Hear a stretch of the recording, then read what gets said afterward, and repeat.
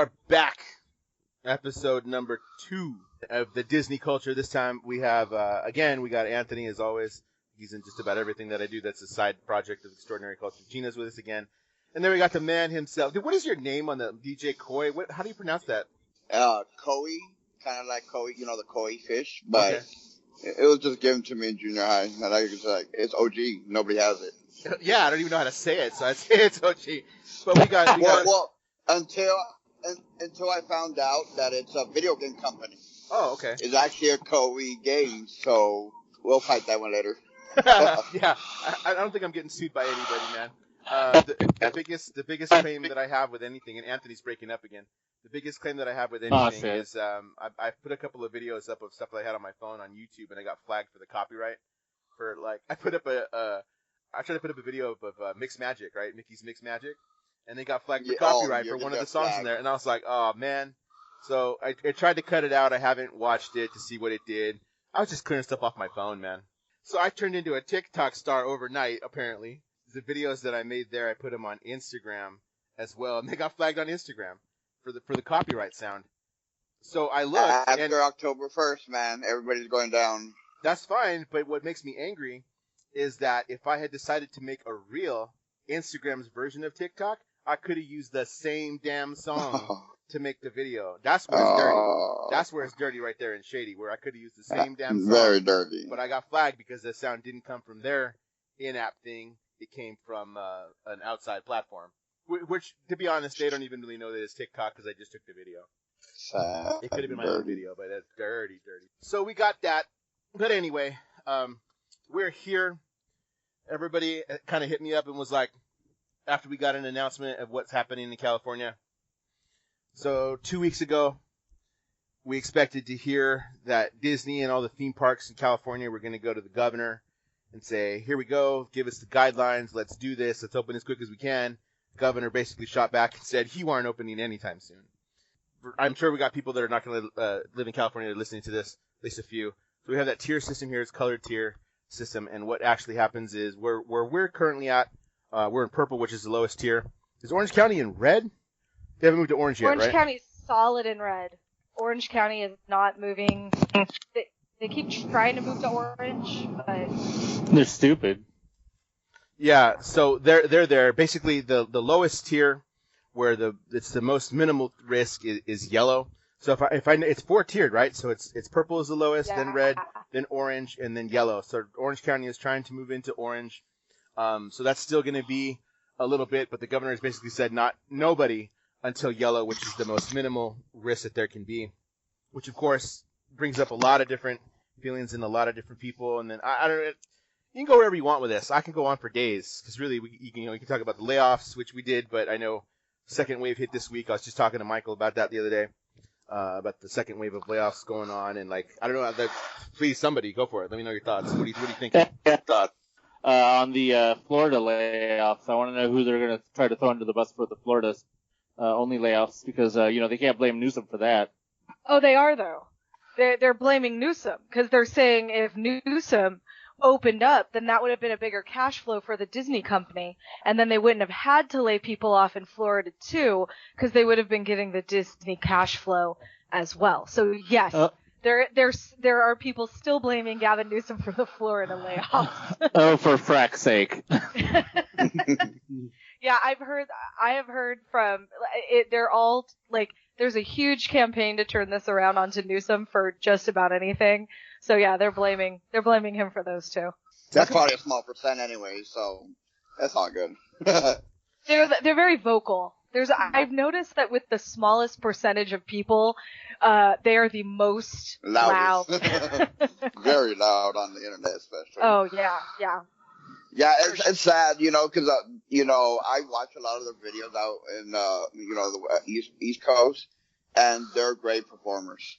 And a lot of groups about Disney that I'm part of, they're big fan bases, and you can see people posting and crying and sad, and even making a video how devastated they are about just certain performances that they would go especially just to stop by. Like if we go and we know the Dapper Dans are by the stairs, we're going to want to go and stop. So it's heartbreaking, and especially over here in DCA where I had one that worked at the winery, they're all gone. And another friend that was at the Lamplight Lounge, they're all gone. And some of the custodians got let go. So, and a lot of more of my friends, so it hurts really bad. So are they doing that by seniority, or have you heard anything about how they're letting people go, or is it whole departments? It's just the whole department, because I've even seen some people that are like 13 years in and they got let go with the email. So I have no idea what they're doing. My friend that worked at the winery was like kind of hoping, because, you know, it says up to December 30th. Yeah. And if you look at Knott's, how they first started slow and then they expanded a little bit, you know, they're thinking that hopefully it will expand to the Lamplight Lounge and the winery at least, to give that main view for them to sit around and maybe eat. But they're not holding their breath right now. See, and I don't understand why Disney doesn't open up the hotels, open up more of those fine dining, because quite frankly, there is a market for that. Like, my husband and I would happily go stay one night at, like, the Grand California or whatever, you know? Yeah, and they're yeah. not opening it, and it's like, they could, because there are people who would go. Have we been given tons any? of people. Well, that's what I'm saying. Have we been given any reason why the hotels haven't opened? I mean, I know the main reason for the hotels is obviously the theme parks, but I mean, you have downtown Disney there. It's still a getaway. Every other hotel is basically open at a certain capacity, which I believe still is like 25%. Is there any reason why that one is still not open? Like, is Disney just saying, like, well, we're just gonna hold our ball and not play until we get this the way that we actually want it? Like, which is it? That's the way it sounds like. Yeah, and I agree. From everything that I've seen and that I've kind of looked at, and I don't know anyone who works for Disney. Like, I'm just like looking at what other people are saying, and then kind of looking at reading the news articles. Disney I think Disney felt that they're more important than they are, because when they went to Gavin Newsom, they were almost cocky about it. And what they don't understand is Gavin Newsom holds all the cards in this scenario. And so you kind of have to go to him a little more contrite. And then Disney's just like, screw it, we're not going to do anything. Whereas Knott's, their hotel is open. They're selling packages. The tasting card for Taste of Merry Farm is $40 a pop, and they're already selling out. And that's not. But Knott's is Disney still being super dirty too, because as pass holders, we all got that same email that had links to that stupid petition, and that was yeah, and that was Yeah, Knott's that's themselves. That was Knott's themselves linking to a petition that's not even related to them. That was some petition from some theme park group. And so it's like, that's super dirty for them to be linking to that. It just shows that obviously they're trying to play dirty pool also, even though they are playing along to a sense. And of course we'll get to that, because they're not playing along very good, in my opinion, from my experience on Thursday, but we'll get to that. But, no, yeah, they're also playing, and then Universal is also really being annoying about it too. Just almost as much as Disney is, and you know, I don't even know what they would think that they would try to do. They've never tried anything, so. Well, and I don't blame those companies, because you know, if I owned a business and the governor was opening all this other stuff, and I felt that I could run it just as good, you know, or just because I was losing money, I would probably play some dirty pool too. I mean, I to be honest with you, I understand where they're coming from. I may not agree with it, like morally, I didn't click the button and join the petition, but I can get where they're coming from. To be honest, I think it's just a lot of miscommunication. And the reason why I say that is because I worked with the safety manager of Knott's Berry Farm and 5 higher-ups and different departments, from the attractions to the mechanics, VP, 3 times. And eventually it was getting better and better, but in the end, I would get one word from somebody and another word from somebody. And I would have to call one of my, I met a VP of maintenance, and he ended up being one of my best friends' soccer coach. And so I talked to him personally at a party.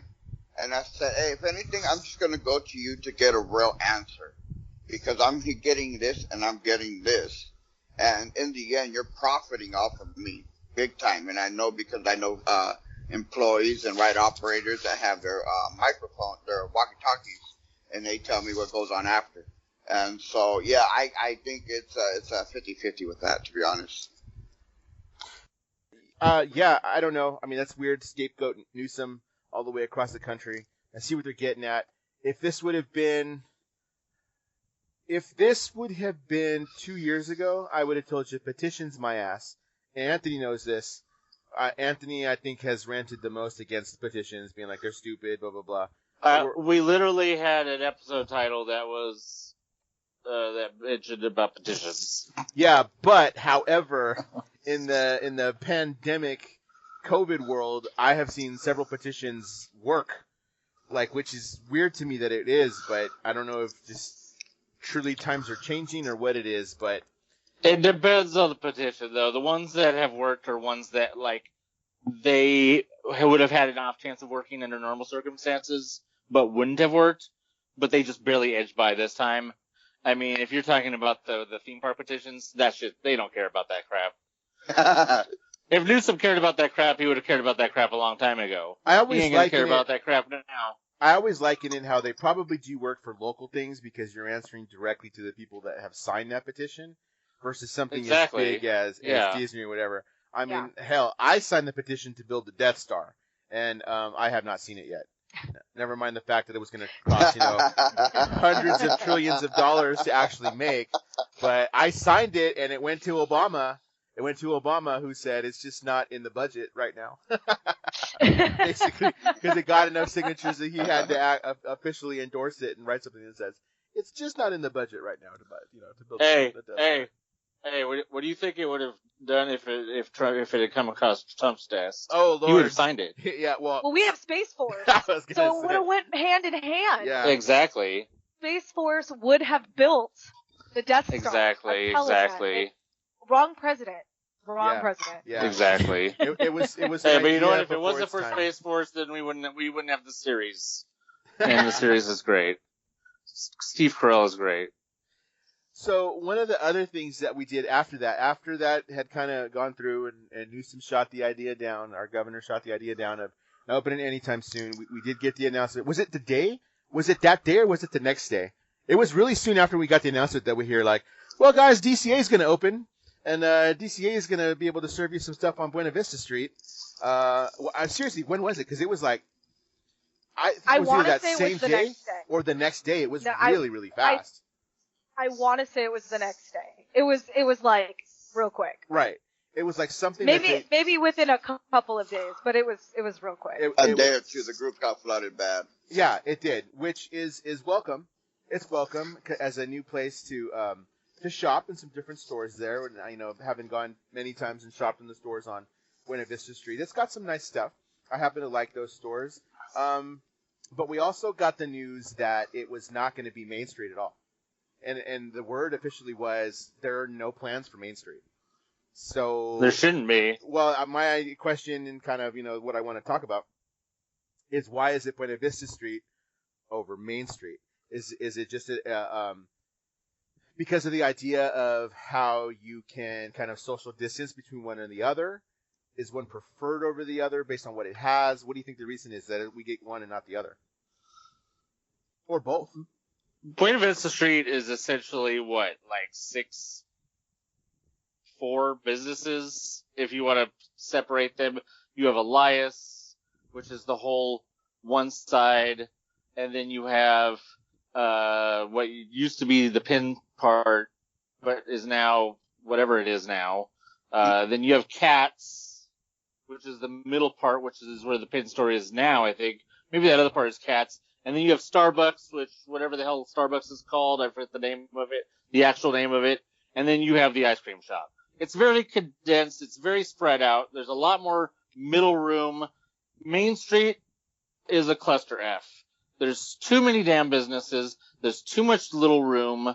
It's gonna be like basically the whole place trying to social distance there would be like trying to walk through the Crystal Shop. So you think it is the spread, the way that it's spread out? Because one of the things that came up, and absolutely. I don't remember who I was talking to when somebody was saying something about Main Street. I said, well, one of the reasons people are having a hard time is because everything is connected on Main Street. It's all like that too. Actually on both sides. On both sides, as soon as you walk into one shop, you can walk through the other, with the exception, that break at Center Street, what they call Center Street, where the fruit cart is on one side and then right. Carnation on the other side. Not Carnation. Where Gibson Girl is. Yeah, it's Carnation Cafe right outside. Where the exception of that spot right there, everything else is walk through. But you saying that out loud actually makes me think, yeah, it is. The flow is a lot easier on the DCA side on Buena Vista Street than it is in Main Street. To walk through, you can walk through all the way through most of those businesses, again, with the exception of Center Street. We have to come out and go into the next one. But it is a lot more of, it's not a straight route through. You have to go around this, around that, around counters.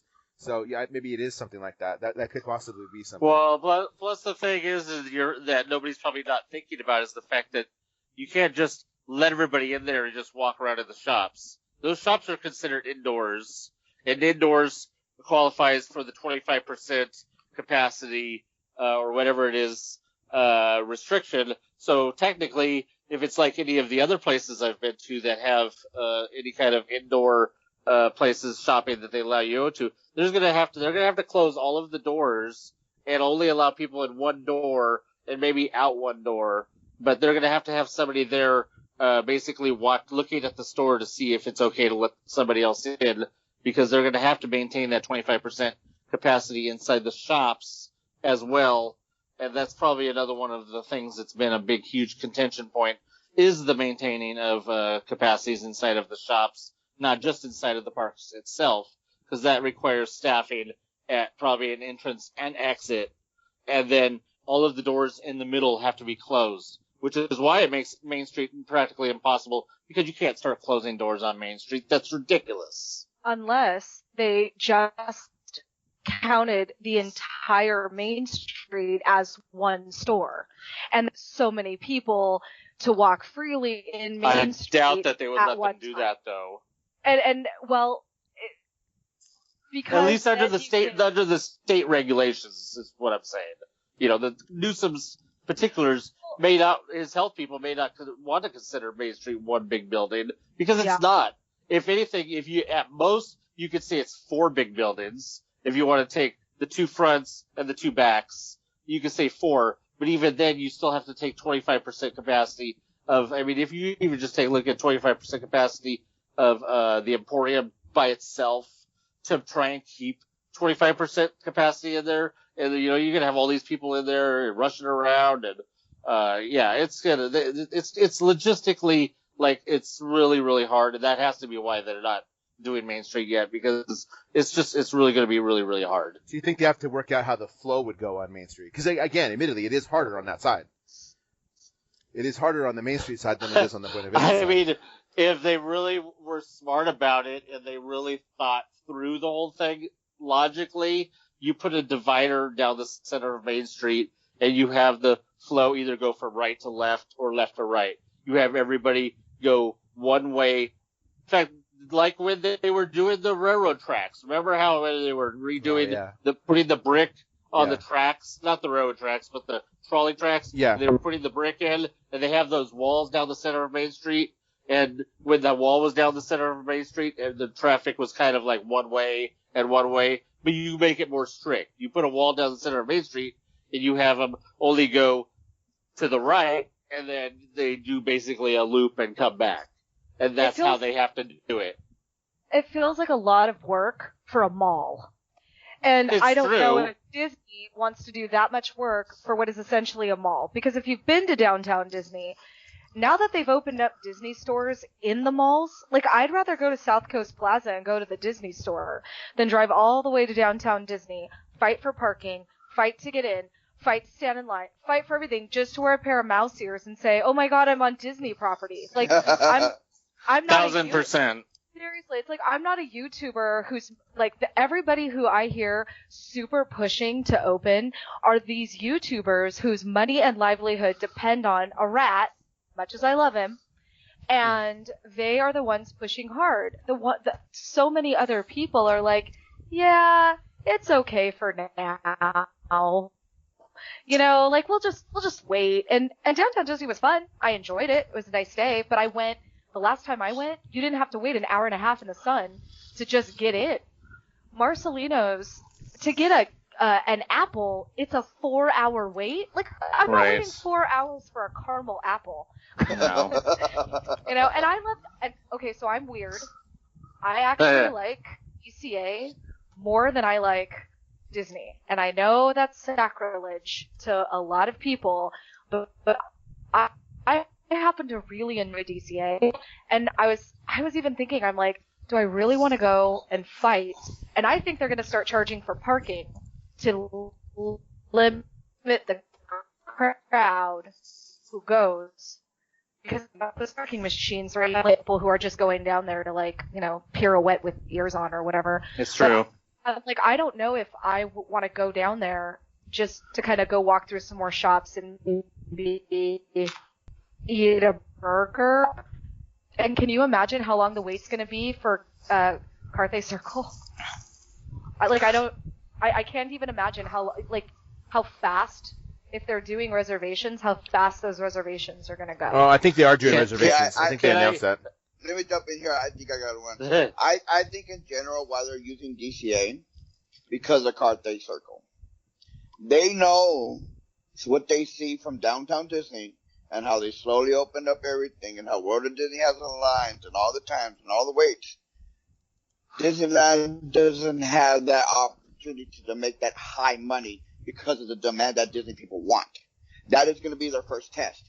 Now, if you bring it out bigger, like Knott's, they're going to take it to the winery and the Lamp Lounge with that view, which you don't have nothing really to bring that money in Disneyland in the first half of the section. And they have the space for it. Yeah. Are you telling me? I would pay to go there. Are you telling me that Disney is trying to get me to buy that $25 hamburger from Carthay Circle instead of the $8 corn dog? Is that what you're telling me? They're trying to get that out of me? Because that's what that statement that's what that statement totally implies. Why it would be Carthay Circle, because that's one of the places, and admittedly, I have not eaten at Carthay Circle yet. Part of it is the pricing. Part of it is the pricing. But my brother, before all this broke down, he kind of wanted to start a quest to be like, let's eat every place we can actually eat at the parks, just to say we've done it. And he looked at that one and he's like, damn, have you seen this menu? I'm like, well, we can always get the $25 hamburger. Because the hamburger is legit $25 because of the type of meat that it is. So, I mean, I can see that, how people crave it so much to say, let me get this, because you're going to make more money off that $25 hamburger than the $8 corn dog or $3 corn dog or whatever it is. Hey, can I just say, though, that the mac and cheese at Steakhouse 55 is worth every bit of $15. Well, and I told my brother, I'll do it, but that better be a $25 hamburger. Like, I don't mind spending $25 on a hamburger if it's a $25 hamburger. I'm sure most of us here, if I make this joke, will get it. That's pretty good for a $5 milkshake. You know what I mean? Like, why is it $5? You know, to put bourbon in it or nothing. You know what I mean? That Pulp Fiction thing. If it's worth the $5, I will pay the $5. If it's worth $25, I will pay the $25. But it has to be worth it. So I don't know. If not, you can go to Hungry Bear, spend almost $10 and get that mini burger. I like Hungry Bear, man. That's one of the go-to places to eat there. Their salads are pretty good. Like I don't mind. Hungry Bear is one of my favorite places to eat when I'm at the park. That's one of my favorites out there. Yeah. And then the special desserts that they always have. It seemed to never be a long line for those special desserts that they would have for the funnel cakes. Yeah. Some of those funnel cakes. See, now you start talking about this crap makes me like, man, I do miss the parks. I thought I was okay, but no one's going, so I wasn't missing it because no one's there. So, okay, that answered kind of my question, what we were thinking about, not about DCA opening and not really Main Street. So none of us actually went to Stage 17.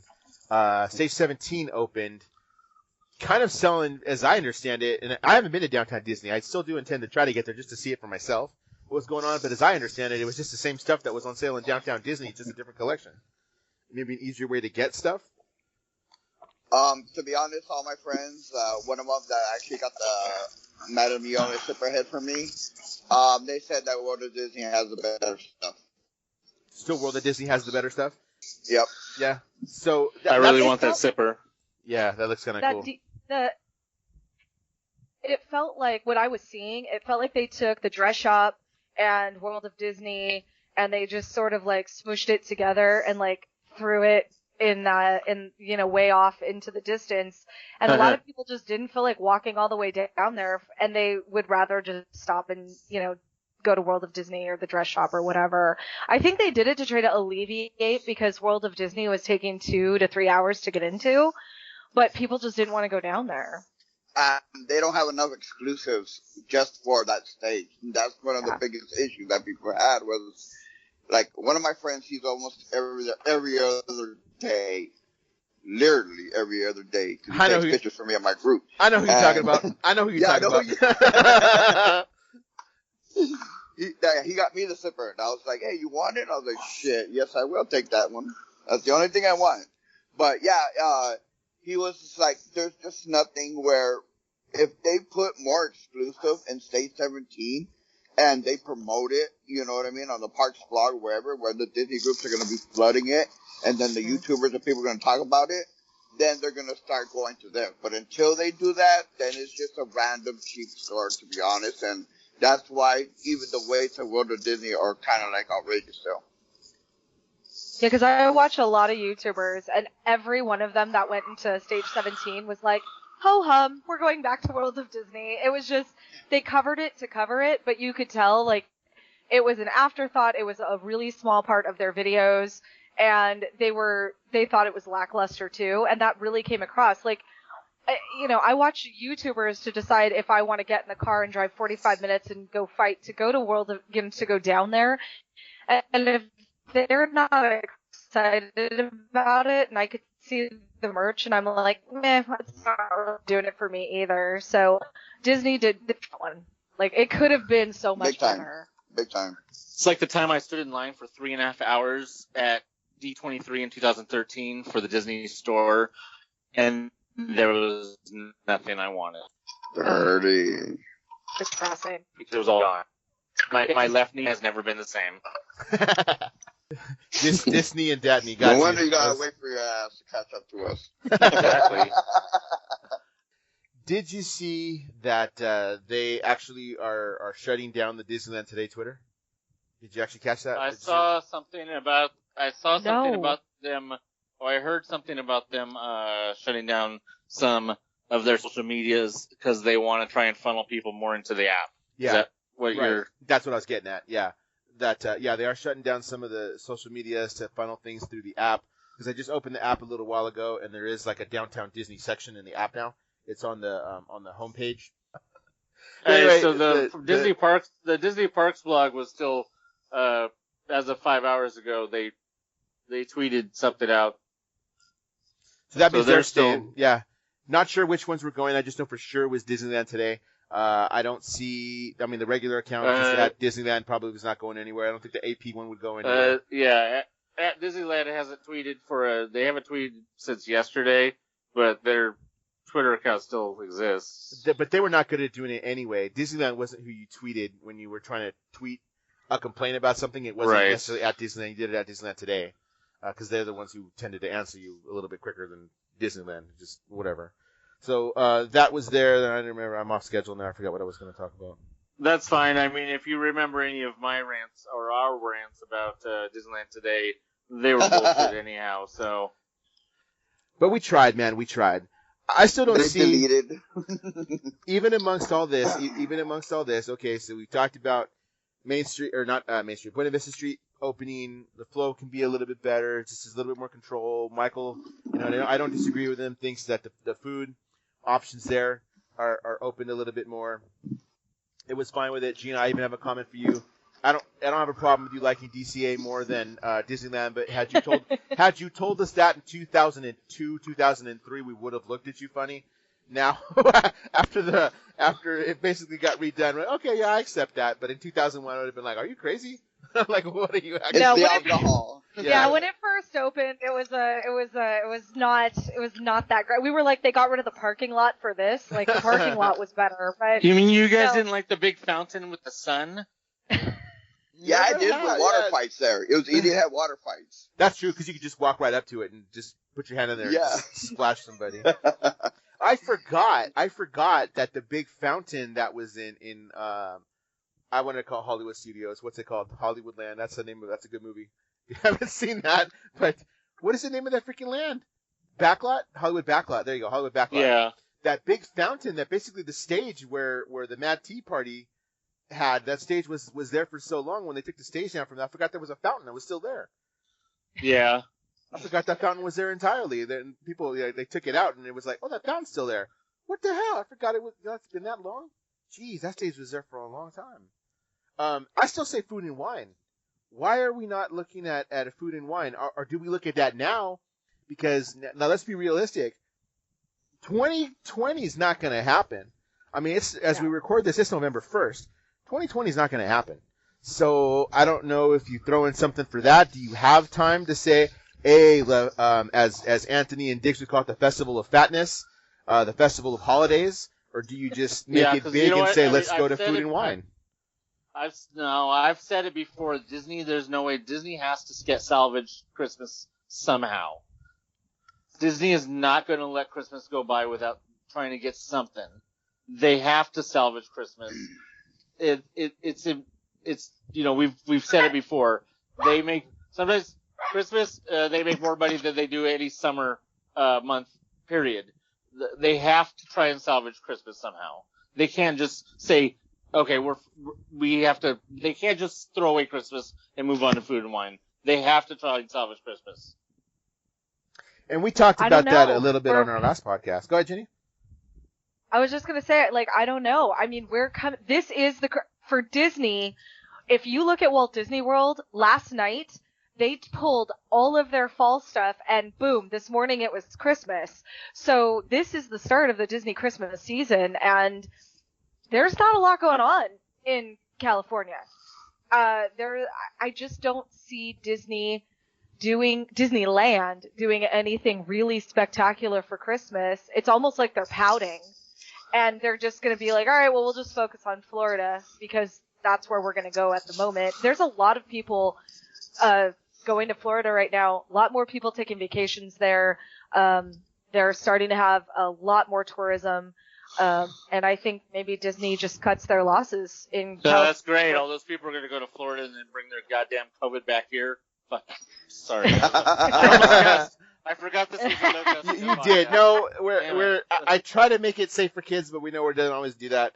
I was just going to say that at minimum, Christmas at Disneyland would have started probably on the 13th. I'm looking at a calendar right now. At minimum, especially since Disney has moved up Christmas starting by a week the last couple of years. At minimum, Christmas would have started at the 13th. I wouldn't have even been surprised if they would have, on par with what they've done the last few years, would have tried to push up Christmas to starting on the 6th. So, yeah, I mean, you're right if they want, but you know what?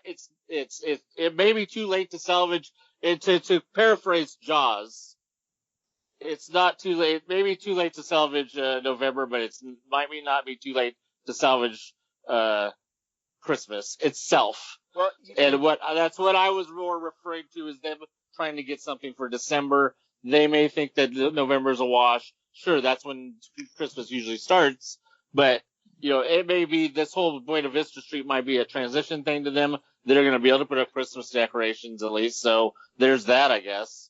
But, you may see if, they could try and, inch out there. Kind of the same thing as what Knott's has been doing. And that makes sense. I think we'll find out in 2 weeks. Yeah, I was going to say, and Michael knows this. We've talked about this before. How there's always, after Halloween and before Christmas starts at Disneyland, there's like a weird 2-week dead period. As fall stuff comes down, and there's even a point where you start to see a little bit of a mix of stuff where you get to see there's still some fall stuff up, but Christmas slowly starts to creep in And it isn't usually until about. Oh, that happened last year. That happened last year. You saw the snow going on the castle mid-October. Yeah. And it was a weird thing to be seen mid-October, like the second week in October, and the snow is going on the castle. I'm like, no, not yet. Stop it. Yeah, I do remember that. I remember us talking about that, saying, "Man, that's weird. It's October and they're already putting this snow." Just because it takes so long to set up. And it's because, as I said, they moved up Christmas by a week the last couple of years. So, like I said, there wasn't that 2-week window. There was only a week that was in between Halloween and Christmas the last couple of years because they did move it up. I'm gonna bring this up because I think it's funny. But you want to know what one of his biggest complaints last year was? How long it took to put the garland up on Main Street? Because we hadn't seen the garland on Main Street for a couple of years because of Paint the Night, because of the parade, the Frozen Tower or whatever it was, or maybe Rapunzel. Yeah, and then they didn't have it up the first day of Christmas when Christmas started, and I was really mad. And it didn't go up until a week later or something. Yeah, it was like a week or two later. Yeah. I was like, "Hey, Michael looks like he's in downtown Disney." So that's what you might salvage some stuff. I think you'll see some decorations in downtown. Like last year they had those. It was new for last year was those trees. Were they the colored trees? They had the ones that looked like the ones from like the 60s and 70s, where like it just the way it was lit. It was made of like oh man, what do you call that stuff? Like I harken back to Charlie Brown, like a pink Christmas tree and like a blue Christmas tree and a green. It was that kind of thing, which were actually cool to see. Aluminum Christmas trees. Yeah, like aluminum, and it was like I don't know the word for it, but like that tinsel material. So it was that colored tinsel material, and then light reflected on it, of course, brings it out. But it was something cool. I mean, there's always unique decorations in downtown Disney that you can go check out, because they do try to do that even with Easter. They try to do that. There's a whole Easter egg hunt in downtown Disney in March and April that I've actually never done. I've never done the one in downtown Disney to go actually hunt the eggs, because I usually end up doing both the one in Disneyland and California Adventure on the same day, and by then I'm tired of walking. So as Michael says, I have Disney feed at the end of that day, so I don't even bother trying to do the downtown you will. Disney yeah, one. Definitely. Oh, that's miles. And that's miles that you walked that day, because you walked through both parks trying to spot all the eggs. So doing that. So they're known. Downtown Disney is known for doing their own things for Christmas. I mean, ordinarily we'd have even the gingerbread house in the Grand Californian, which was already announced this year is not going to happen. Yeah. And that's too bad. But it is a thing where if you've ever gone and seen it in the hotels, there's a lot of people walking around looking at the different stuff, because there's so much stuff to see on the house itself, because there's hidden Mickeys in the house and all kinds of different things. It sounds like I'm plotting some videos for my TikTok here, because I got pictures of all this stuff just to get people. Remember when we could do these things? To do that, but I think we will see something, at least in downtown Disney. It'd be nice to see it in the park, but I don't know. I like just say, like, I would say give it 2 weeks, 2.5 weeks. And, if we don't see any YouTubers getting information, or the Disney people that are always there saying, oh, they see something that's coming soon, or maybe they see somebody got a picture of the shacks, for the food and festivals by some chance. So if we don't hear nothing by then I don't really think anything's going to happen. They may just be waiting, and I know they make a lot of money during the Christmas holidays, but if they can't really go all out now, they may just be plotting and saying, all right, listen, let's look at the spring, right? Because there's always a dead period at Disney, at any of the parks. Like January to March is like sleepy time at the park, at all the theme parks. They may be looking at it going, well, let's look at a food and wine event for the spring, where number one, hopefully we're in a different tier. And then even in that tier, the rules are they can't have any indoor rides. Well, that's Disney. Like Disneyland is primarily indoor rides. So they have to be looking at, all right, even if we can open, we're not allowed to have any indoor rides. Like, what are we going to do? And maybe they're looking towards that. Like, I would go to a food and wine festival at Disney the way Knott's is doing it if it was a ticketed event. I'd pay probably $50 to go for the day, depending on how much they had and what they had there. I also want to remind what I mentioned last time, and that's about the parking. They won't be able to use the parking structures. Because the parking structures would not be allowed, under what I would assume. Go ahead. There's a rumor that they've called people back to work the parking structure. Yes, it's a rumor. I heard it, on these stupid blogs and stuff, but that's out there as a rumor. I didn't think that they could. They're doing it in Florida. I would have. Oh, are they? Are they using the parking structures? Yeah, they're using. That's Florida, though. Florida is Florida, and Florida is death. Florida is the antithesis of California. So everything California is, Florida is the exact opposite. And so, but they've been using the parking structure in Florida for Disney Springs pretty much since day one. They just had it spaced out. So they had you could only park in one, and it was socially distant and blah blah blah blah blah. But they've been using the parking structure since day one in Florida. Which, yes, it's Florida. Because technically the only thing they could use the top floor of Mickey and Friends and Pixar. They could use the top floor because it's open, but then they would have all of Toy Story. But then the dilemma, as we mentioned last time, is how do you get them back, because you can't put people on a bus. So that's a whole thing that you also have to take into consideration, that the more stuff you open, the more parking they need. They can't just keep having because if they still have to have the 25% capacity in the parking at Downtown Disney for when just Downtown Disney's open, the more shit you open, the more parking you're going to need. So then you have to go to, then you have to expand to, Toy Story. Unfortunately, they could have, they would have had Pinocchio to expand to, but no, they decided to drop another structure on top of it, finally. So there's that. I guess they still have Pumbaa, right? Is that parking lot still there? Yeah. Or did they drop something on top of that? I was just going to actually mention Pumbaa, because Pumbaa is one of those parking lots that you can park at, and they don't need to provide you transportation necessarily. You could walk over to exactly, because that's the harbor side. Yeah, that would be right. In fact, it would probably make sense for them to actually do that parking lot before they do Toy Story, and you may even see, if they start expanding things for Christmas, that they might open that parking lot for that. They may even have the cast members park someplace else and have people park in K-Lot. Here, okay, so you guys know where K-Lot is, right? Ball and Harbor. Yes. Let me ask you a question to see if anybody knows the answer to this. Where's CM's parking? Does anybody know? Probably still in H-Lot. So they're still bussed over to the park? Probably. I mean, you don't really usually get that many cast members, except, the amount of cast members that are probably coming over is probably very minor, so you're not going to get full buses, so it's probably not that big of a deal. Well, plus they have those huge buses. Those buses are huge. I mean, those are like F-650s.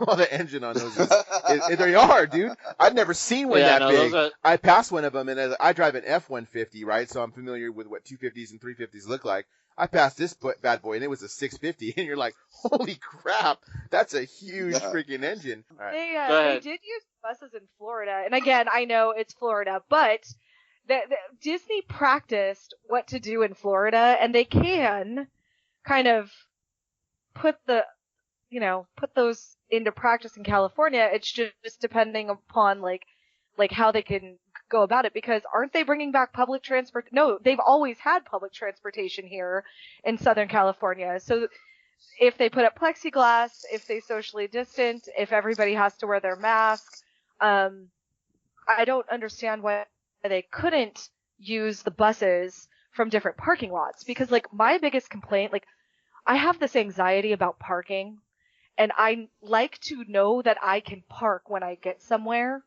and not finding a parking space gives me massive anxiety. I'm weird, I know.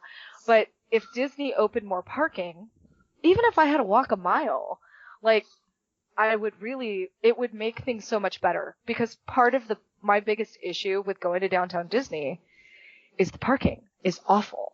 It is horribly atrocious. Well, they were going to, make new parking, but that city that wants Disneyland to open so bad, they stopped them from making that parking lot that they were going to build for Downtown Disney and on the east side. So, that city that wants them to open so bad. I think Anaheim is going to have a completely different outlook and relationship with Disney. Like, I don't understand why Anaheim thought that they were in charge. Like, it's a symbiotic relationship.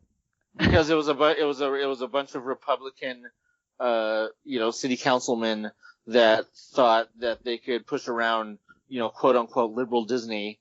And Disney is, aside from the fact that they get their coin from Pride Days, I would not consider Disney all that liberal. They are multi-million-dollar corporations are not truly liberal. No, and Iger accepted a position on one of Trump's councils, but he did end up resigning from. But he did work for Trump basically for a time. So I mean, yeah, there's that's definitely not. And I forgot his name, but yeah, that guy's as conservative as it comes. I do not feel bad for the city of Anaheim because they brought this on themselves. They did bring it on themselves. By denying so much of what could have been that, like, as Anthony put it, that, or maybe it was you, that symbiotic relationship. Like, they do need each other. So that it was ridiculous to think one is going to call plays over the other. And if you go outside the Disney bubble in Anaheim, I mean, I grew up in Orange County. It's Anacrime, it's Anaslime. Like, it's not exactly, like, it's not all that great of a city once you get outside the Disney bubble. It's got its issues like Buena Park does, like Santa Ana does. Like, there's good pockets, but Anaheim acts like they're Yorba Linda. You can sit down. Sorry, having lived in Yorba Linda, that's a really funny joke. If anything, you should have said they think they're Anaheim Hills. Well, in Anaheim Hills, they only added the hills so that they could pretend to be bougie, right? Because exactly. They're highfalutin. But yeah, Anaheim is not like, they're not this utopia of, and they're not that wealthy. The city is only wealthy primarily because of Anaheim. I guarantee that the housing and there wouldn't be that as many businesses. I mean, look at how many businesses have closed because Disney isn't open right now. And it's like, Anaheim, maybe this was the eye opener that city needed to say, hey, you need to work better with Disney. Like, you need Disney, and Disney wants to work with you. Let's not forget that 2 minutes down the road from Disneyland is Garden Grove. So, I mean, it's right there. It's just down the road. Yeah. Hey, don't just Wolf Lodge like that. Hey. I was going to give it up for Mile High Comics, but, that's not there anymore. I remember that. I do. I lived in Orange County for so long. It's like, I worked at Knott's back in the 90s, and even then, like, Buena Park knew that its bread was partially buttered because of Knott's Berry Farm and her delicious chicken. So, even in Buena Park, they always were like, they catered to Knott's. In my opinion, they catered to Knott's a little bit more than Anaheim catered to Disney. Hey, don't put Hobby City on that low of a pedestal. That's just down the street from Knott's Berry Farm, isn't it? Yeah, I had to get a Hobby City reference in there because that's fine. But I used to go there when I was a kid because my dad always liked to go into this model store that was in there. Yeah, they used to have the Cabbage Patch doll store there, where you could I remember take your Cabbage Patch and they take your Cabbage Patch to the doctor. Oh my! It was on Beach Boulevard. Yes, sir. Yeah, yeah. It's at Beach and just below Ball. Yeah. Well, since we're in the city of Buena Park, let's go ahead and talk about all the Knott stuff that you guys have been doing. So, Taste of Fall-O-ween, like, let me know what was going on. What did you eat? What was it like? What else could they find to make out of boysenberries? They moved on from boysenberry for a little bit. I went twice. Did you go, Anthony? I went on this last Thursday. I was not happy. Okay, hold on. I knew he was going to say that because he prefaced it earlier. Yeah. So I'll let Gina go first. And then... Yes, that's fine. And then we'll let Anthony say what he had to say. So I went twice. I went on a Friday, and we went primarily to go in the afternoon and evening. And then we went on a Saturday, and we opened. And so, because my husband and I wanted to see, we're morning people. We're very annoying that way, but we like to get a coffee and open up a theme park. That's what we do. But we wanted to also see the night stuff because it was Fall-O-ween and they had the treat trail. So we noticed when we went one of the earlier Fridays and it was really nice. the lines weren't that long for food. Same with alcohol. They went very quickly. Everybody was pretty cool. We did notice in the evening, the more people, let's just say imbibed, we noticed that people, not that they threw their mask off, but it was just like they would walk and sip a little more, or they would, and I am convinced it's tied to the alcohol, right? Because it was, go figure, this is why bars shouldn't open, I guess. But as we walked along, and then the kids are kids. So like in the treat trail, when there's a bunch of kids, the kids would kind of bunch up a little bit, and then, but we were able to just go around them because we don't have kids, so we just kind of did our own thing, and we were able to kind of do our own social distancing. But when we went early on, we didn't really feel it was that bad. We didn't feel uncomfortable in any way. And my husband and I, we're not like wearing gloves and dousing in hand sanitizer, but we're definitely not maskless at a concert. Like, I would say we're more cautious than not. Especially because he works for a hospital, and he kind of sees COVID, and so he doesn't want to get it. But when we went and opened the park, totally different experience. It was clean, it was fresh, everybody had their mask, everybody was happy. It was a completely different vibe. So like, I personally felt that if you're more concerned about mask wearing, cleanliness, distancing, I would suggest opening up Taste of Mary Farm, opening up the food festival, as opposed to going in the evening hours and closing it. And I'm going to Taste of Mary Farm 3 times. I ain't messing around. I need to get out of my house. So the first time we're going is on the 21st, that first weekend. And then we're going in December a couple of times. But we feel that, like, we're going to go at noon, probably leave around 3 or 4, as opposed to going around 3 or 4 and leaving at 8 or 9. How much boysenberry can you take? Oh, well, we drank a lot of wine and sangria, and he had quite a bit of boysenberry beer. By the way, the Wait, sangria hold on. Boysenberry beer? Hold on. not a taste. You got my attention. Well, I was listening to you, but you really caught my attention with that one. No, the tasting portions of the alcohol were not tasting portions. They felt like the beer was probably an 8-ounce glass. Like, it wasn't like you're getting a 12, but it was it was well worth the ticket. Aaron, because we don't eat a lot. Like, the food was good. Like, yeah, it was pretty good. But the boysenberry beer, delicious. The boysenberry wine, delicious. Even though it's $10 at Trader Joe's, or not Trader Joe's. If you go to Tom's Farms, you can get the boysenberry wine for $10 a bottle. FYI, pro tip. The sangria, which is 2-buck chuck with some fruit punch in it, delicious. It was so good. But that's what we noticed. Like, 'cause they're pouring you, it's a good amount, and you can only eat so much food. Right. And the tickets go for drink or food. And so once you've eaten like a couple, and their tasting portions are a healthy size. So it's like you ate 1 or 2 things, and then you can blow 3 tickets on boysenberry beer and sangria. Yeah, these are no Disney portions, I'll tell you. No. They were very healthy. But I felt like I got my money. That's standard though, because the return on alcohol is really high. Like your return in your budget or your profit margin for alcohol is really high.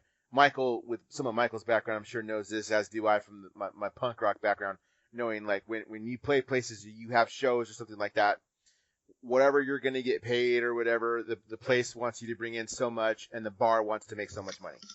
It's like, yep. You'll get paid if the bar makes $1,000 tonight. That's how they make money.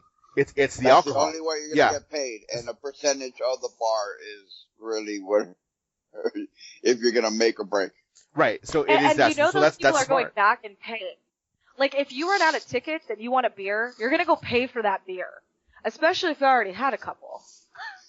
and the saloon's always packed, no matter what, and especially on the weekend, like even during the regular park season. that saloon, especially towards the evening time, packed.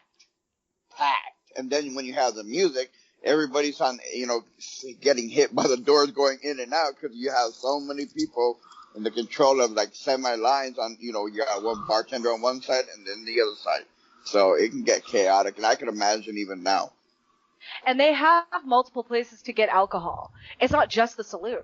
So, like, if the saloon has a line, there's this other place right down the way that's going to serve you the same alcohol. And so, like, that's what we noticed. When we went there in the evening, it was a different crowd. Like, you have to be more aware, and you have to be in control of, like, your proximity. You have to be very cognizant of that. But when we went in the day, totally different crowd.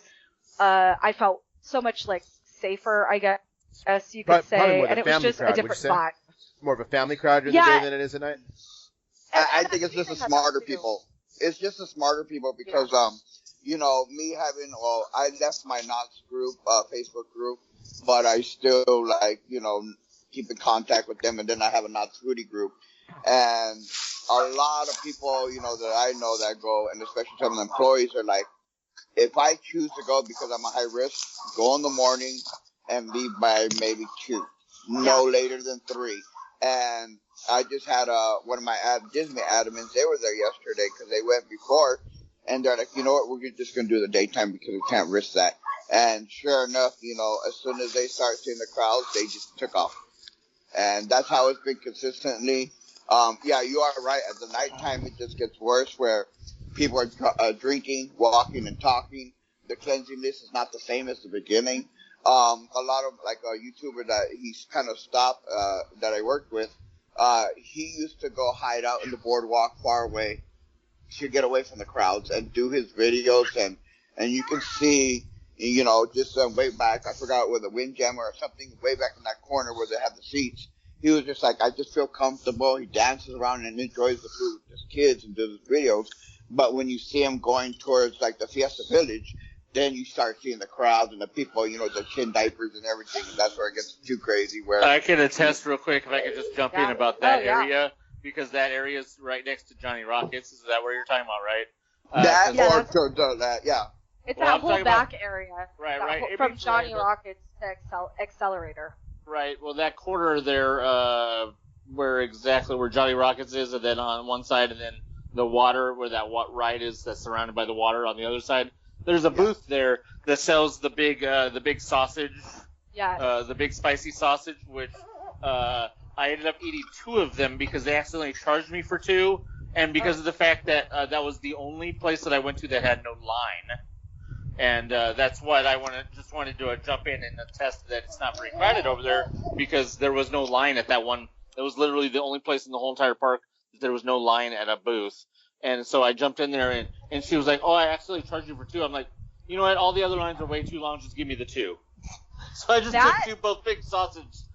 But the relish or whatever, that onion, bacon stuff that was on that sausage was delightful. I really hate onion, but that was really good. My only complaint is that relish made the bun too soggy on the side it was on. And that was my only really complaint about that. And that bun was already kind of not really suited for that large of a sausage. Let's just say that. You needed a bun that accommodated much larger of a sausage. I got it what bunless. That one. So okay. Bunless, it worked great. So because I don't eat the bread, but yeah, I could see though how that would just muck up the bun because it was very wet. Yes, it was. Very wet condiment. But yeah, that was the only place that I recalled over in that area. Was the only place that I really recalled where there wasn't a lot of people, and like I said, it was the only booth that didn't have any kind of line. Did you go to the treat trail? That was through Camp Snoopy. No, I was told that it was only for children, so I didn't go over there. It was not. For everybody. Yeah, matter of fact, you as an adult, you could have. I didn't, but if you wanted the candy, like for $8, you could go trick or treat through there. No. But whatever. I have to tell you, if you're uncomfortable around a lot of people, though, probably a good choice that you didn't go through there because it was packed. It was packed. Especially especially I at considered nighttime. everything packed. I don't know when you want, or I don't know if you're done or if you want me to start or. No, go ahead. By all means. First of all, I want to say that knowing already, based on what she said last time about the parking, I was able to just go right to where I knew the parking was going to be. However, it did not unfold as you predicted or as you said it did for you, because we were redirected all the way down past the hotel and into the rear hotel Dun, dun, dun. cast member parking that sits on on Knott. That's up against Knott on the other side of the hotel. But I will say that we ended up over there probably because we didn't go until 5. That is why, yeah. But Because that was sort of the overflow parking, but it still wasn't. It's not too far, but yeah, that's probably because you got there. Well, later. for someone who's been quarantining for 6 months and hasn't done much walking, it was a jaunt. That's Oh, a long walk. It's Oh, a long I bet. walk. It was a I long bet. walk for this guy. But second, I wanted to point of order. There was no way to go in the morning because it didn't even start until noon. I don't know if that was specific to the day that I went or if all of the days No. were noon, but They're I all don't. Yeah, they were all Okay. started new. I mean, I would like to consider noon morning, but I mean, No breakfast sausage for you. No breakfast sausage. but my reasoning for going at 5 o'clock was basically the same as your reasoning for going in the night, was because if you're going to go for Halloween, the whole point is to be there at night and to see what it looks like at night. So I reasoned that going at night, I would be able to see better how Halloween-y it was. However, not taking into account your reasoning about the better people being there in the morning and not stupid, I totally eluded me thinking that would happen, because literally there was nobody using the blue lines in the lines for the food. There was nobody using the blue lines as guides. They were just standing wherever. People would have families, and the families would be surrounded in the blue line, and the blue line wouldn't make any difference because the blue line would just, the families would just be expanded outside of the blue, outside of where you're supposed to be standing, so far that they're like a foot away from, 2 feet away from you because their family is so large. So it's like, well, why do you need to have your whole family standing in line with you? Why don't you go have them standing over there? You only need a couple people standing in line. Stop it, And it's like, I felt like that for supposedly 25% capacity, there felt like there was too many people there. Do you think that has anything to do? People there. Go ahead. Go ahead. No, go ahead. I was going to say, do you think that has anything to do with what we talked about last time, the fact that they opened up more of the park than the first It events could that they were be. having there? Because there's more accessible space. It could be, but it still feels like there's too many people. Yeah, I didn't even if you open it, the park is really not big if you really think about it. Because- It's those sections. Right, and it felt it was way more crowded than any of the days that from January 1st when our pass started up until the day it closed. The only days that it had ever been that crowded of what it was like on Saturdays. Yep. That is, Yeah, to be honest, I think yes, some true. of it too is that nobody is in line for anything except food, but there's no ride. And so, like, when you're at a theme park, a lot of people are in those queues, and queues are meant to pack a lot of people in. And so, because they don't have that, I think that a limited capacity feels much more crowded because you're sort of stuck only going to certain areas. It's like, there's not going to be this many people in line for Ghost Rider because Ghost Rider's closed, and so they can only be in these other areas. Now, their capacity guidelines should take that into account, though, because capacity does take into account the people that are in and on rides. But that doesn't necessarily mean they're doing it. Yeah, and I mean, I don't know the capacity of Knott's. Like, I haven't looked it up, and Isn't it like 40, 50,000? Is that right, Michael? Somewhere around there, yeah, because I was told they always wanted to know how much people I'm bringing, and I couldn't tell them.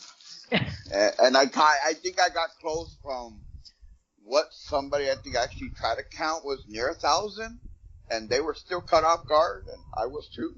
So, who knows? I mean, the safety manager will tell me if it's too, because when I did the mine train in the beginning, they were caught off guard, and the lines weren't open on the outside.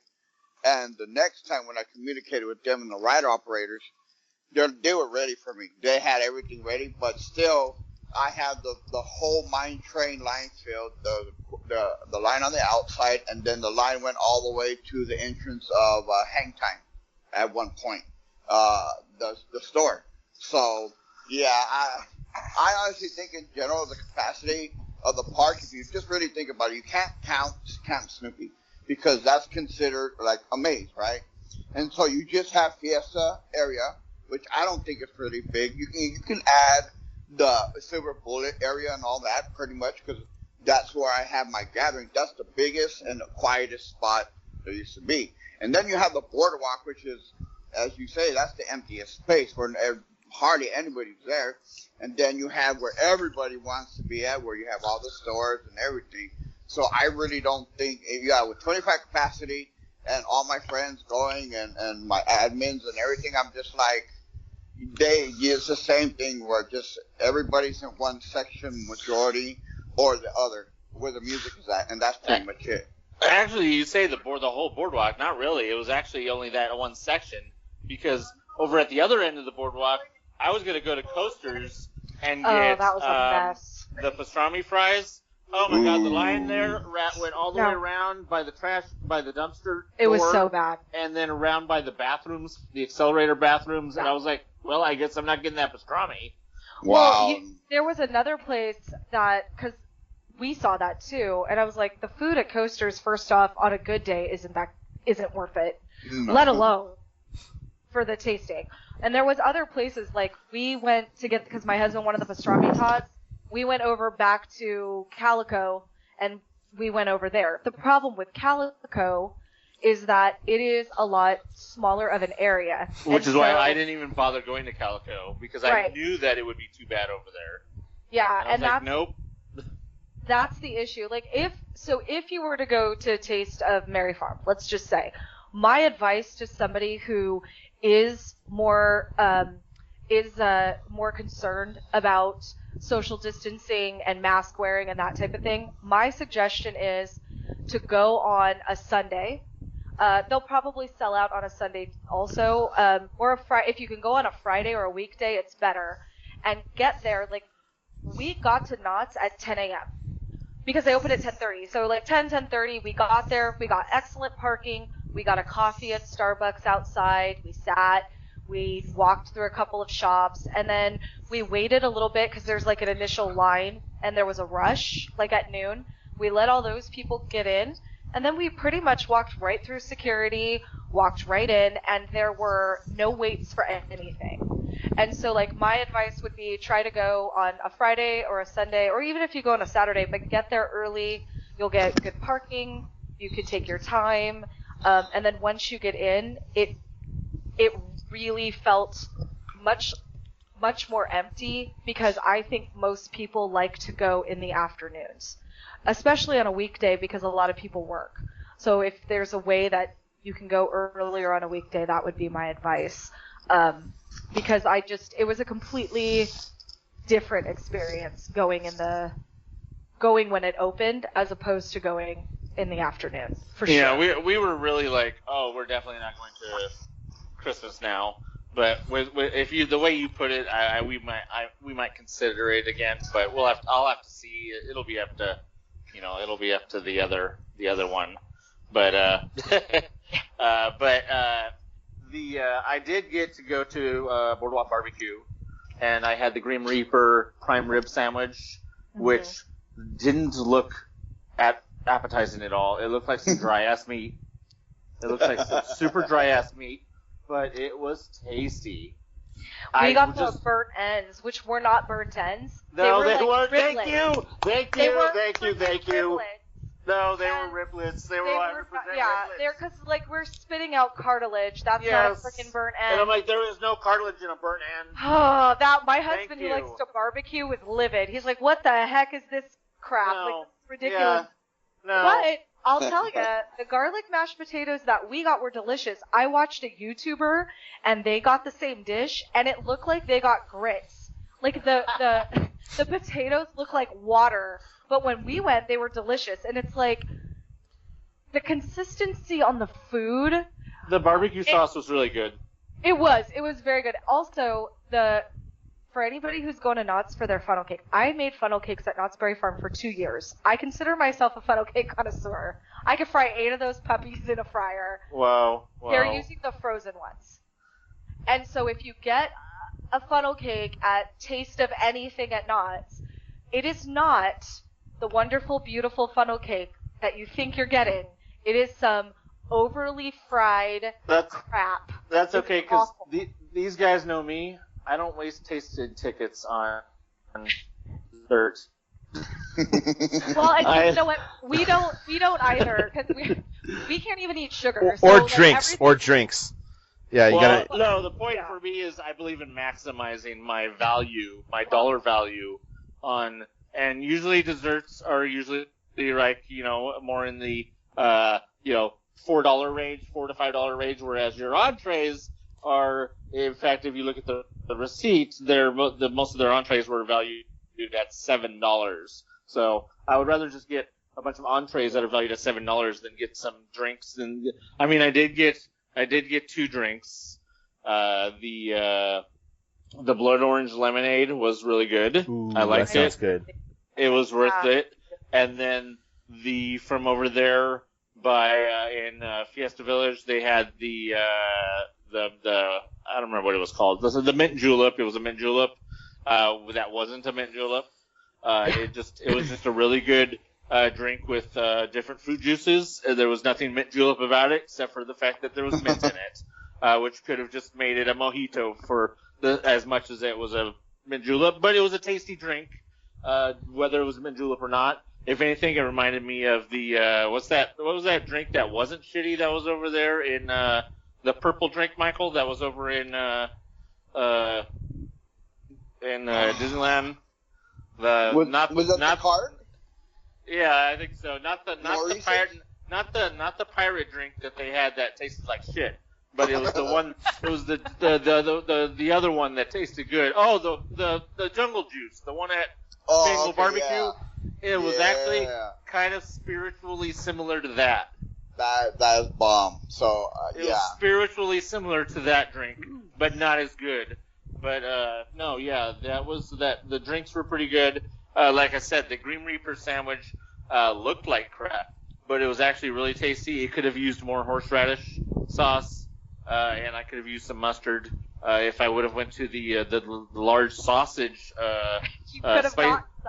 I know. I could have gotten, if I would have gotten that first, I would have had some mustard that I could have saved then to use also on the Grim Reaper sandwich had I known. But no, I had absolutely really no complaints about any of the food other than the fact, yes, not burnt ends. But other than that, I really had no complaint over any of the food. We did get that supposed curry that was over there at Judge Roy Bean. It was supposed to be a curry. It was more like a white jambalaya. Yeah, we didn't eat that. We did eat the pastrami tots, and they were good. I don't know if I would go straight for those in the future, but they were good. They were pretty good. I think the food was good. Like, it was. I felt it was worth the money. Under normal circumstances, I would have probably had a really good time because the food would have been very enjoyable, and I wouldn't have really had any complaints about any of that stuff. But it was the experience under COVID and everything going on just made it kind of miserable just because there was a lot more people than I was expecting. There was nobody standing using the blue lines, as I mentioned. Even when they were using the blue lines, they were surrounded by 15 family members, which then expanded their circle out beyond the blue line and onto the other blue lines. And then you had some of the lines like there at Boardwalk Barbecue where you have a person coming along and trying to herd you forward like they would do under normal circumstances, in which I said, I'm standing on my blue line. and then when I got to the front, there was a very large woman wearing pink kind of just throwing the food at you, which was very, very upsetting, which I was kind of really annoyed by. And that was the first place we went, so we were kind of really put off from the get-go. And then I looked at this really ugly-looking sandwich, you know, and I was just like, I was really downtrodden at that point. I was like, what the hell are we doing here? These people, nothing's going right so far. And then I tasted the sandwich, and I was like, okay, calm down, we're okay. We're okay. Those are not goddamn burnt ends. What the hell is wrong with you? We're okay. The sandwich is good. That barbecue sauce is good, but they're not burnt ends. We're okay. Calm down. Okay. Then, yeah, so, but yeah, I mean, there wasn't a lot of, you know, people chin diapering. They were doing the walk and drink thing, though. There was a lot of the walking and drinking. There wasn't, though, a lot of the chin diapers. There was people mostly wearing their mask correctly. But, yeah, there was a lot of walking and drinking. So there was obviously people not with masks walking and drinking. But, you know, there was certain areas where it was kind of tight and you didn't want to be there. But for the most part, my biggest complaint was just the lines for the food, people not, you know, following the blue lines. And then you get up to the register with somebody's 15 family, and then the other register wants you to walk over there when this whole entire family is surrounding both registers, and I'm like, I think I'll wait. Thanks. You know yeah, what I think that was the definite nighttime thing. Did you dress up, Anthony? I dressed up as my usual black hat wearing self. He showed up as Rant Man. He showed up as Rant Man. Hey, see, that's what I was gonna say. I wore the nicer hat. I wore the nicer hat. Oh, we didn't get that. We didn't get. Showed up as Cartman and had that 6-foot pole. So if you knew no matter where you're going, you'd be like, hey, stick him with that pole, and you would have been good. Hey, he wore the Mafia hat. He didn't wear the Titleist hat that we. Yeah, I didn't even wear the Mafia hat. The Mafia hat started to kind of fall apart. I need to get a new one. I wore my pork pie hat that I hardly ever wear. All right. There's two things that I take away from this conversation. One is that you kind of have to know what you're doing before you go. Is what it seems like. It seems like you're better off knowing what you're going to be doing and what you're getting, not just what you're getting into as far as people, but like what the expectation's going to be so that you can plan accordingly. You know, okay, this place is probably going to be busy, so I should hit this spot and then kind of do this, which is what we would do going to a theme park anyway if we knew we were going to go on a day that it was going to be packed and we had an agenda. We would plan it out in advance. And the second one is that if you can help it, to try to get there as early as you can and kind of deal all that stuff. Basically. Yeah. So what I'm wondering now, and I know we were going to go here, and Gina brought it up slightly, was now that they've got the Christmas event coming up. Now, Anthony had said, like, well, I want to see this in the dark because I want to see what it looks like all done up for Halloween. Okay, that's going to be the same argument for Christmas. Is that we want to see what it's like with all the Christmas lights. The difference now is that we're in daylight time, right? Or whatever it's called. Are you in daylight time? Daylight savings? Daylight saving. So we're in daylight savings time now, so we're going to get dark earlier. I mean, you got there at 5 o'clock. There was no way it was dark at 5 o'clock. It didn't get dark until almost 7 o'clock. You know what I mean? So now we're going to be dark. I mean, as I'm looking at my watch right, it's a little after 3. It's going to be dark within about an hour and a half. So is that going to... around that time. Right. Is that going to play into the decision that you make, Gina, as far as what time they're probably going to have that, or Anthony, if you decide, if you and your fiance decide to go, is that going to play into the time that you arrive there now too, knowing that well, I know I can get there a little bit earlier, but I know if I'm there for so long, it's going to get dark and I'm going to see what I want to see. Well, because of the fact that it's Christmas, they don't need to have it go as late. Although you do want to have it go kind of in the dark because you want to be able to see Christmas lights. Yeah, that's the point of it, right? I mean, but a lot of Christmas stuff... You get those decorations that you can deal with the decorations even during the day, of course. I mean, you get that. Right. I think that's what you're kind of alluding to, but everybody wants to see the lights. I don't think that that's as important as it having to be at night, though, as, like, say, Halloween, which lives in the night. Halloween is a nighttime holiday. Christmas is an all-day holiday. Christmas, things take place into the day. Christmas is light. Christmas is daytime, So, you could have, like, they could probably have it start at 10 a.m. and go to like 7, maybe 6, something like that, rather than have it start at 12 and have it go to 9. So they could just bump the times back. Now, real fast before I let you speak, I'm gonna pull a Kanye. Before I let you speak, I just want to real back up real fast, and I completely forgot to mention their little supposed screening room, which I want to compare with her. Yes. What was your experience going through the screening room both times? Well, I went before they got the special thermal scanners, and I went after they did. So the first time we went to Taste of Knott's like forever ago, and they were like shooting your head with the thermometer thing. And then the second time you just walk through, and it's the thermal scanner. And again, people do not look at the marker. They think that they just know what 6 feet is. And so if people aren't paying attention. Oh, that wasn't my problem with that. There was absolutely nobody. There was nobody in the room, but that would have been an anxiety kicker for me if they had been in there and there would have been a lot of people. No, but that is interesting to hear that though. But no, where was the thermal scanner? Was it in that room? It's okay. So when you walk in, because I don't remember passing through anything, and nobody scanned us at all.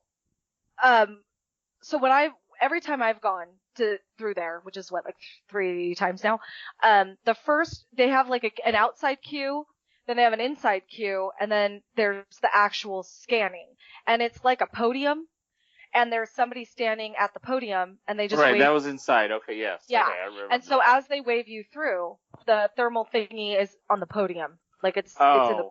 So it's not something you actually walk through. You just walk past it. You just walk past it. Because my husband works at a hospital, and the nurses have what looks like an iPad, and you just walk in and then you walk past it. It's not like the security that you walk through. No, it's just like a camera. Okay. See, I thought that we didn't get. I thought that they didn't take our temperature. Oh no. Because I was worried that I was going to show a high temperature because of that extraneous walk from the car. Yes, exactly. I thought that I was going to show a temperature because I was sweating. I felt red, and I thought I wasn't going to pass. So I was all stressing out. Then I was probably making myself hot just because I was stressing out about it. Yeah. But then I get up there and just went through. So I was just well, I don't know what just happened, but I don't know what the hell the point of that room was. But they didn't do shit in there. The guy just kind of smiled at us and was like, okay. So no, good. That meant you were good to go. Okay, yeah, well. They have a lot of those Kaiser. I'm glad to know that they weren't just letting people in without scanning them, and that I actually, I guess, didn't have a temperature. So that was good to know. You were just hot and sweaty, but you were not. Your core reading was fine. That's good to know. Okay, well, I wanted to know what the deal with that was because they never scanned us. So I was like, okay, well, are they just not doing it? Or, okay, so that makes sense. Okay, now we can go back forward, and I'll let you take over and talk about what you think about Christmas. Well, so it really depends on your comfort level. So, if this is the first time you're leaving your house in 8 months, 9 months, I would highly suggest, getting there when the marketplace opens and easing yourself into it. Because if you haven't left your house in, 8 months, it's a shock to be with people, right? And it's not that, you should definitely go and prep, go to Walmart, get ready, go to the Wally where everyone has a chin diaper, but I've just gone to the comic book store and that already is seems like there's too many people there. The comic book store? Yeah. So my advice would be to if you're not going to go the first, so I'm going to tell you that every YouTuber I watch is going opening night, right? Which means that their videos are going to go out that next day. Because that's just if not that night. So if you go to YouTube and they need that coin, they need that coin. But I found it valuable only in that I had a game plan. So it's a lot of them were here's our food. And I'm all right, well, that looks good. That doesn't. okay. And then I kind of got to see, and I know depth perception in cameras, like in video, is a little bit different, but you kind of got a feeling for like which parts of the park were more busy. And I like to go to Knott's, so I'm very familiar with that park. That is my park, because that's where I go more than anything. So I kind of had an idea of what I wanted to do. We looked up the menu ahead of time, so I knew what we wanted to eat, and I found the like several different booths that offered that food. So if we walked by and one booth looked packed, I could say, okay, well, there's 3 other booths. Let's just walk over to those and see what's up, right? Oh, speaking of that real quick, can I just say that I didn't like having to keep track of how many food things I had used. Yeah, that is kind of a pain. That is, I wish there was a punch card or something. I know they can't because then it's like more contact, but yeah, there should have been, I don't know why. I mean, I guess they give you this ginormous, like, who's the 80s rapper Flava Flav who used to wear like that giant clock? Yep. That's what it felt like. Like you wear this huge plastic card that has like all the tastings on it. But the lanyard's not long. But the lanyard is not long enough to allow you to hold it up and read it correctly. Well, yeah, it's just awkward. It's just it's an awkward. I had to kind of fold it under my chin and then kind of bend it so I could read certain parts of it, because otherwise the lanyard's not long enough to kind of hold it up and read it. Yeah. And I'm like, well, that's dumb. I like long lanyards. Yeah, and for me it was okay, but I know for my husband, who's much taller and larger than I am, he found it really awkward. He found himself going to the app, quite honestly, and he's like, "Oh, let's go over here." So I don't understand why Knott's just doesn't do everything on your phone. I mean, I guess maybe it's just like an easy way to say who's in the park, but hello, like you have to pass through the cage of death to get into Knott's. Trust me. I mean, if you want to know how to break into Knott's, like, it's not difficult, but I'm guessing most people aren't going to break into a Taste of Mary Farm. I'm just saying. There's, like, nothing going on. But my suggestion is like, kind of have a game plan, know what you want to do, kind of look at the food and drink beforehand, kind of get an idea of what you want. And then I would say get there as early as you can. And if you feel comfortable staying until it gets dusk, so you could see the lights, great. But if you're feeling really anxious, then you can bounce. For your ounce. Yeah, I honestly, for me going a lot more than I used to, Christmas in the daytime at Knott's is so-so. It's just really the nighttime, honestly. It's not like Disney, where you can experience a great day and night. And I think it's just going to be, like we said, daytime's cool, nighttime packed. Yeah, but it's all about the food anyways. So, I mean, it's really just like, you know, the decorations are going to be the decorations. And there's plenty of more daytime type decorations to look at probably. Especially, I mean, Knott's don't go all out with decorations anyhow, so it's not like you're really missing that much. They're getting better, though. They're getting better. And they're going to have the actors. They're going to have the same actors that they had. So there's going to be they're not characters, but they sort of are character interactions with like the Calico townspeople. I'm sure there'll be socially distanced Santa pictures. Santa will be thrilled, by the way. Yes, Noel. How many, no longer does Santa have to deal with wet diapers on his lap. He'll be able to just socially distance those pictures. I don't know what they're going to do with the barn. I don't know if they're going to open that because that's going to be a hard one. Yeah, so I don't know if Santa's going to be like on a stage just waving and then people could take pictures. Who knows what that's going to look like, but they just need to have it just probably be a walkthrough thing. Something. I mean, the barn is where they go all out. Like, that's usually, like, where they, you know, they do everything. And again, like, I really have not experienced the nighttime at Knott's. I think I went to their summer nights once because parking stresses me out, and the Knott's parking is atrocious. It is not Disney. Knott's parking, people just do whatever they want. Like, there's a trash can? Boom, not anymore. It's a parking space. And I'll be honest with you, the nighttime Knott's crowd, even during a non-COVID time, is a different group of people than the daytime Knott's crowd. Yep. They're younger. They're let's just say, not as polite. So if, like, my thing is, if you're, like, ready to get down and gritty, like, that's cool. Go to Knott's at night. It is a gritty little vibe, and it's got its own fun. But if you're not that person, then you want to definitely get there early and just kind of ease into it for sure. Hey, none of that stuff affects my ability to eat the food. So I mean, yeah.